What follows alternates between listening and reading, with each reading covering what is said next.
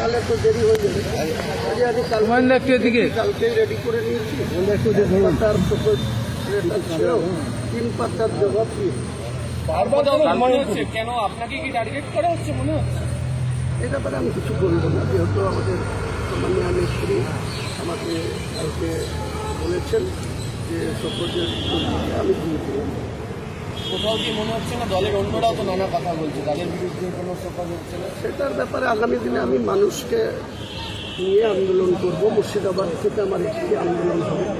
গ্রামীণ এলাকার মানুষ, আমরা মুর্শিদাবাদের গ্রামীণ এলাকার কৃষক পরিবারের ছেলে, তারা কোনো কথা বললে তাদের ক্ষেত্রে ডিসিপ্লিনারি কমিটি যারা বিশেষ করে ভবানীপুর কেন্দ্রের এলাকায় বসবাস করে, কলকাতার কেন্দ্রিক যারা তাদের ক্ষেত্রে নিয়মে বিচারের আম জনতার কাছে নিয়ে যাবেন। আপনি যে এলাকার কথা বললেন সেখানে 5 জন মূলত থাকে, মমতা বন্দ্যোপাধ্যায়, কল্যাণ বন্দ্যোপাধ্যায়, কাকে উদ্দেশ্য করে আপনার বক্তব্য?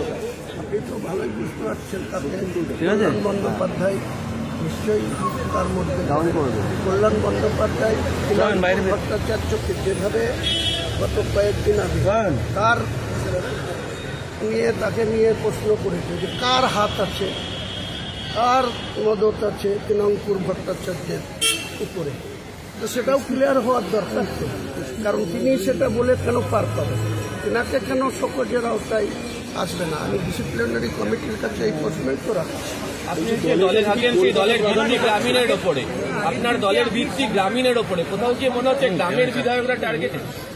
গ্রামের বিধায়করা অনেক ক্ষেত্রে অবহেলিত। আমি এটুকু বলি, মুর্শিদাবাদ জেলায় আমরা দেখতে পাচ্ছি যে একটা জিনিস দেখুন, উত্তর দিনাজপুর, দক্ষিণ দিনাজপুর, মালদা, তাদের বিধায়ক সংখ্যা কোথাও 12, তৃণমূলের 8, 4 বিজেপি, সেখানে 2 জন মন্ত্রী। উত্তর দিনাজপুর 7টা বিধায়ক, 1টা বিজেপি, 6টা বিধায়কের 2 জন মন্ত্রী।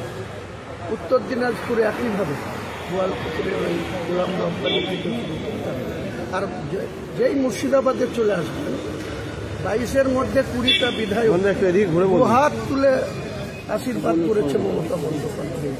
কার চক্রান্তে, কিসের জন্য মুর্শিদাবাদের মানুষকে এইভাবে বঞ্চিত করা হচ্ছে? এরপরে মুর্শিদাবাদের মানুষকে সংগঠিত করব এবং মুর্শিদাবাদের অধিকার প্রতিষ্ঠিত করারই আগামী দিনে আমি শপথ নিই। অবশ্যই তৃণমূল এবং আমাদের আগামী দিনের যে নাম্বার 2 আমাদের নেত্রী যাকে রেখেছে, তাকে আগামী দিনে আমরা মুর্শিদাবাদের মানুষের জনমতের কি চাহিদা সেটা আগামী দিনে অল ইন্ডিয়া তৃণমূল কংগ্রেসের জেনারেল সেক্রেটারি সাংসদ অভিষেক বন্দ্যোপাধ্যায়ের দৃষ্টি। একটা সময় আপনি মুর্শিদাবাদ জেলা থেকে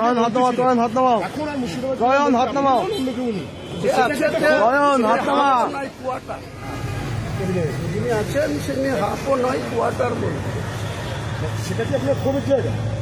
আমার ক্ষোভের ব্যাপার নয়, মুর্শিদাবাদের মানুষকে বঞ্চিত করা হচ্ছে। 20 মধ্যে কোয়ার্টার, আর কেউ 6-এর মধ্যে 2, কেউ 7-এর মধ্যে 2, কেউ 12-র মধ্যে 8 টিএমসির মেম্বার, সেখানেও 2।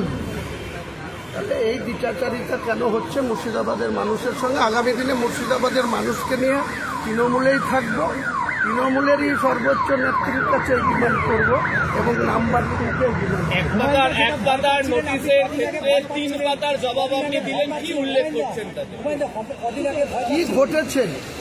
কি ঘটেছে, কেন আমাকে মুখ খুলতে হয়েছে, এর আগে সর্বোচ্চ নেতৃত্বের দৃষ্টিতে এনেও তার কোনো সঠিক মূল্যায়ন হয়নি বা বিচার পাওয়া যায়নি, সেসব উল্লেখ করে স্মরণ করিয়ে দিচ্ছে।